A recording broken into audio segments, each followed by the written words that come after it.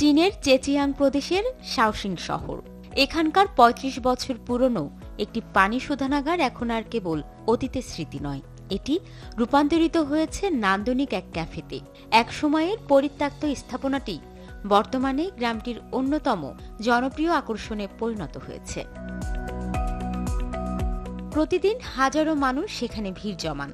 কফির কাপে চুমুক দিতে দিতে দর্শনার্থীরা উপভোগ করেন প্রকৃতির নির্মল পরিবেশ ও শিল্প ঘেঁষা আবহ।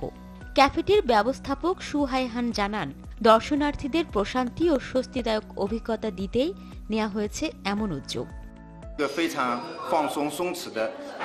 আমরা চাই দর্শনার্থীরা শিল্প ধাঁচের পরিবেশে প্রকৃতির সৌন্দর্য উপভোগ করুক।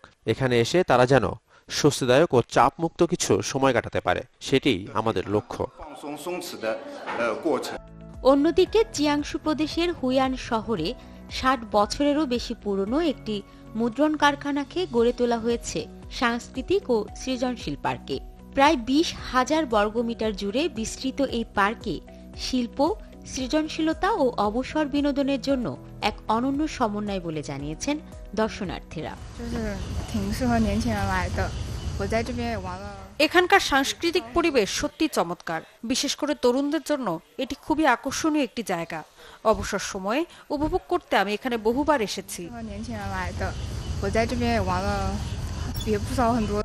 পার্কটির ব্যবস্থাপক চিং জানান, বর্তমানে এখানে ৮০টিরও বেশি ব্যবসা প্রতিষ্ঠান কার্যক্রম পরিচালনা করছে। এখন পর্যন্ত ১৯ লাখ দর্শনার্থী এই পার্ক ঘুরে দেখেছেন। এই প্রকল্পে প্রায় ১৪০ মিলিয়ন ইউয়ান বিনিয়োগ করা হয়েছে। যেহেতু এটি একটি পুরনো কারখানার সংস্কার প্রকল্প, তাই নকশায় সৃজনশীল ও আধুনিক নানা উপাদান যুক্ত করা হয়েছে। এছাড়াও স্থানীয় জনপ্রিয় ব্র্যান্ডগুলোর অংশগ্রহণে দর্শনার্থীদের জন্য তৈরি করা হয়েছে আরও আকর্ষণীয়ভাবে।